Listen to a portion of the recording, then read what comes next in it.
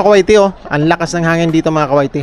Yung bagyo nga isa talagang kailangan naka-ready tayo. Meron tayong contingency plan na sinasabi. Meron tayong para sa safety and security ng ating mga alaga. In case man na malakasan na ang hangin or paparating na itong bagyo mga kawaiti sa yung mga nasa kakording natin. May mga nakakording tayo sa labas. Ano yan? Isa, dalawa.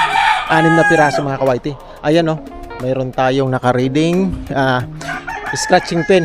Naka-ready na yan din sila. Pag in case na talagang tingin natin is hindi kaya ng ating mga alaga makipagsabayan sa bagyo, sa labas, ipasok natin sila mga kawaiti. So tara, samahan niyo ako. Labas tayo. Mag-monitoring tayo dun sa labas. Tingnan natin ang sitwasyon ng ating motor dun sa parkingan, mga mga daanan natin, yung sitwasyon ng kabuong backyard under the typhoon mga kawaiti. So mag-sharing na din tayo. Tara, samahan niyo ako. Bagong lahat mga kawaiti, mag-intro muna tayo.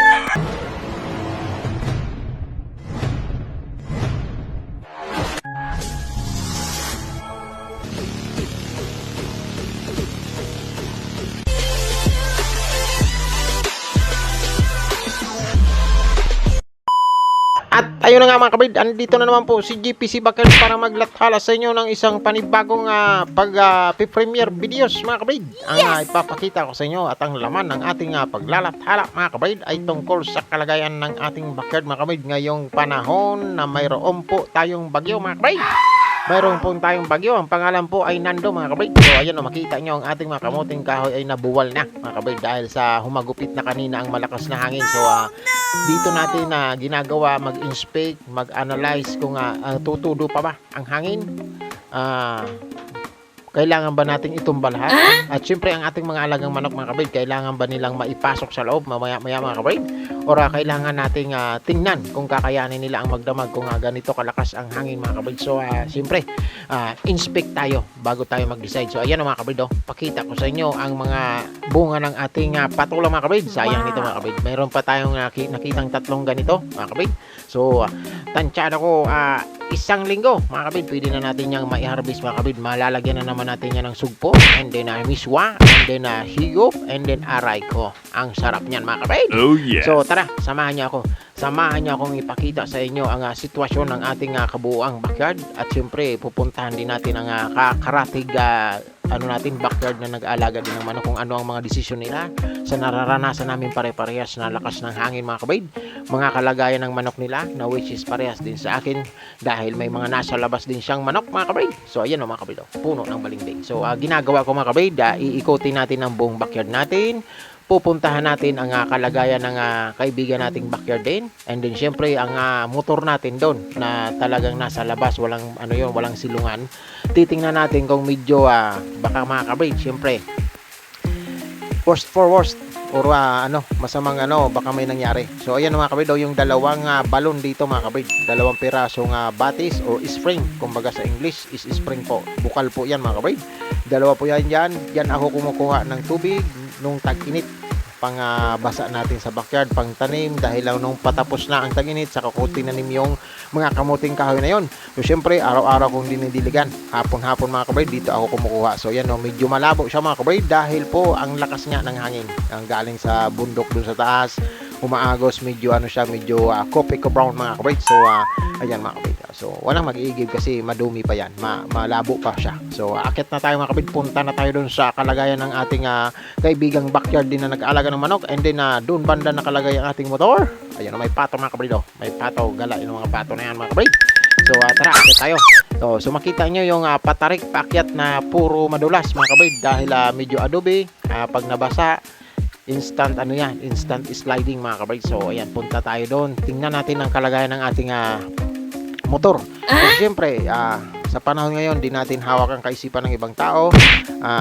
May mga taong mapagsamantala sa panahong ganito. Baka pagtingin natin sa motor natin, isa na lang ang gulong mga kabid. So mahirap yun mga kabid. Mahirap makakita ng isang motor na iisa lang din ang gulong. Aray ko, baka siyempre hindi natin masabi mga kabid. So kaya mayroon tayong pinapakitang pag-i-inspection. Siyempre maalaga, masiyasat, hindi na kailangan nating pag-isipan ang mga worst for worst mga kabid. Isa yan sa mga kailangan gawin. Natutunan natin yun sa paggagwardya natin, yung parang sinasabi natin yung pag-i-expect agad Kasi totoo naman yung the unexpected na sinasabi. So ayan, tingnan natin ang kalagayan ng gulong natin, kung dalawa pa ba ang gulong niyan, kung kalagayan ng motor natin. Minsan kasi mayroong nangyayaring nagiging isa na lang yan. Nako, ang hirap makakita mga kabid ng sarili mong motor na nag-iisa na lang ang gulong. Aray ko mga kabid, aray ko talaga yon. So ayan, okay naman, safe naman siya, mayroon siyang kumot, and then tingnan natin ang mga kalagayan sa ating backyard. So ayan, makikita nyo mga kabid, ayan yung bibit, papunta yan sa bibit mga kabid. Sir Sayen, alam mo ang bibit. So ito ay medyo okay to dito na lugar. Pagdating ng summer, ang bibit waterfalls po dito, ayan ang daanan, no, shortcut yan doon pababa. Bibit waterfalls, maganda sana yung mga kabid, ang daanan lang ang medyo mahirap. Napakataas kasi na falls mga kabrid, magandang maligo, kaso nga ang papunta doon struggles na sinasabi, struggles at mahirap ang mga daan mga kabrid. So ayan, ito yung kaibigan natin na nag-aalaga din ng manok mga kabrid, backyard din ito mga kabrid. So ayan yung mga manok niya, inspekin natin. Ayan, makibalita tayo mga kabrid sa ating mga kapitbahay din. So kung ano yung mga balita kasi may parating pang isang bagyo. So ayan na, ganun talaga sa Pilipinas mga kabid. Yung bagyo is grupo-grupo mga kabid. Minsan tatlong sunod, minsan isus, grabe mga kabid. Talagang mahal tayo ng bagyo mga kabid. So mahirap tayo, si Upong daw yun, may susunod pa. Aray ko mga kabid. So dito pa lang hirap na tayo. Ano, mga manok niya mga kabid. Ayan yung manok ng ating mga kaibigan mga kabid. So tara, inspekin natin yan, yung kanyang manok. Ayan nasa kasagsagan din. Lahat tayo mga kabid, kawawa.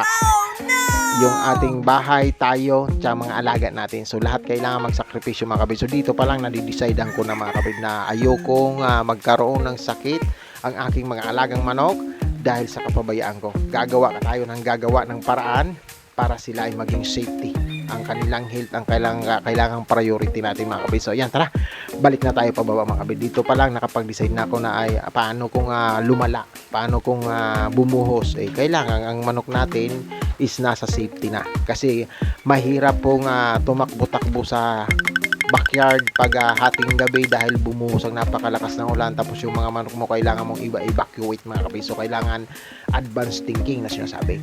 Kailangan ngayon pa lang, wag na nating antayin ng panahong magkagipitan na dahil sa lakas ng mahirap mga kabid. So ayan mga kabid, ang ating mga yung pato mga kabid ng kapitbahay natin. Minsan pag nakakaluwag po si GPC, yung mga aso dyan tsaka pato, pinapakain din po natin yan mga kabid. So maalala ko lang yung mga pato na yun ang nagpa-viral sa akin sa shorts mga kabid. Nagkaroon tayo ng medyo malaki-lakihan, kaya siya para sa akin viral kasi siya yung pinakamataas na views mga kabid, yung mga pato na yun. So yun ang ginawan ko ng shorts, and then pati mga aso doon, pinakain ko, nilagay ko sa ayun, nagkaroon tayo ng maraming views mga kabid. So ang aso diyan mga kabid is 18 piraso mga kabid, 18 piraso. So kaya hindi rin naglalakas loob ang mga magna ba, hindi rin malakas ang loob na pumasok diyan, kasi nga ibiruin mo naman po mga kabid, ang 18 pirasong aso magtitigi isang kiss lang yan sa puwit mo. Nako po mga kabid, talagang iyak tawa ka talaga mga kabid. So ayan, punta na tayo. Ayan yung ating backyard mga kabid.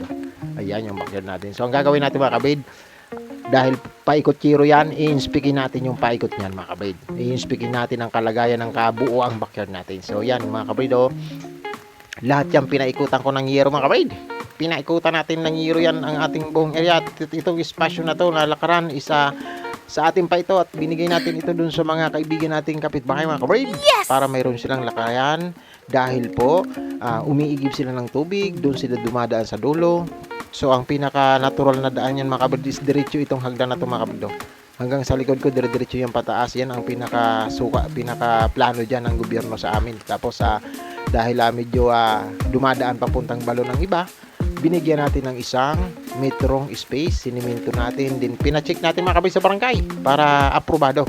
In case man may magreklamo, doon na lang kayo sa barangay magkita-kita. At si barangay naman ay alam tong ginawa natin. So ayan ang mga kabid, ang advance natin. So ayan dinagyan natin ng hawakan sa gilid para hindi po gumulong ang mga kaibigan natin. Ayan yung palimbing mga kabid. Ayan yung akala natin napakatamis ang bunga, pero Jesus Mariosip, iba pala yung bunga niya. Napaka-asim mga kabid. So may nakatalaga dyan mga kabid. Paplanuhin natin gawa ng Bicol Express na ang ating sangkap ay balimbing mga kabid. Isang kahit kakunting piraso dyan, panlasa, ayan, marami. So ayan mga kabid, ayan, mga namumulaklak pa sana ang ating mga talong mga kabid, kaso ang problema inabutan ng bagyo mga kabrid. So kailangan nating ibaba yan or itumba yung mga kamuting kahoy natin mga kabrid para mas makatubo sila ng maayos mga kabrid. Ayan, ang ating mga talong na nakikita nating malapit na nating ma-harvest. 5 piraso yung nakikita ang mga ganyang kalaki mga kabrid. So isang linggo limit sa bawi natin yan mga kabrid. So ayan, tara samahan nyo ako. Punta tayo dun sa pinakaloob, tapos planuhin na natin kung paano natin mailalapat ang 6 na pirasong nasa labas mga kabrid. Dahil medyo masikip yon, kailangan nilang naka-scratching pin din. Tingnan natin ang magagawa ng ating sarili para ma-safety natin ang ating mga alaga mga kabrid. So yan, umulan na mga kabrid, pasok na tayo. Walang tigil, mamaya naman bubuhusan na naman, napakalakas na ulan mga kabrid. So ayan, samahan nyo na ako mga kabrid ha. Titingnan lang natin itong natin, isang simpleng paglalathala lang. Nagpapasalamat pa rin ako sa mga kaibigan natin na lagi nandyan, ang ating ka-team, ang ating mga kaibigan, ang ating mga solids dyan mga kabrid. Maraming salamat. So akit na tayo mga kabrid. Tingnan natin ang sitwasyon ng ating munting backyard mga kabrid. Ayan, mga kabrid. Punta tayo sa loob. Tingnan natin ang buong yan, tinakpan ko kasi ang hingi ng mga manok natin para mabawas-bawasan. Ayan ayan, naka-ready na yan Ayan na ang nasa baba. Yan ang gagawa natin ng mga scratching pin mga kabrid. Latagan natin ng scratching pin yan, tapos diyan natin ilalagay ang mga manok natin, tapos magpakain tayo, tapos makakatulong na tayo ng mahimbing diyan mga kabrid, dahil safety na ang kaisipan natin sa kalagayan ng ating mga alaga mga kabrid. Ayan mga manok natin mga kabrid. Maraming salamat sa patuloy na pagsabay dyan mga kabrid. Sa ating ka-team, Team Loco Toys, panangunahan ni Ma'am Irene Jordan, 7:45. Sunod na ako dyan kay Mama Irene, 7:45. Ako alas 8. Si Ma'am Gabs is 8:15. Sunod si Ma'am Rolette Life and Travels na 8:30 mga kabrid. 8:45 naman ang ating si Sir Zaijan Hunter. Alas 9 naman po ang ating si Ma'am Seros. At ang sunod si Ma'am Arlene Jordan po ng 9:15. At ang sunod po dyan ay si ating Chicken Explorer. Thank you for all your supports at ang mga laging nandyan sa ating premiers at mga kaibigan nating laging sumusuporta. Ang ating si Ma'am Winnie De Leon, Sir Nelson Mix Vlog, Dennis Vlog, Ma'am Justice, marami pang iba dyan mga kabrid. Hindi mahirapan akong maalala lahat. So maraming thank you. At tayo na nga mga kabrid, tuloy lang tayo sa paglalathala mga kabrid. At tuloy-tuloy lang. Maraming salamat pa rin sa inyong lahat. Tara, samahan nyo ko. Yan yung dalawa nating aso mga kabrid. Si Unano tsaka si Payato mga kabrid. So yan ang dalawa. Sobrang kukulit mga kabrid. Lahat ng chinilas namin ay talagang ubos na kakangat-ngat mga kabrid. So yan yung ating manok na si Super Brown Red mga kabrid. Ang ating tornadoes na yan mga kabrid. Tapos yung mga nasa labas natin na which is maya-maya ipapasok na natin. Maraming salamat sa patuloy na pagsabay dyan. And then hopefully mga kabrid, lagi lang po kayong nasa maayos na kalagayan. Thank you po sa inyo.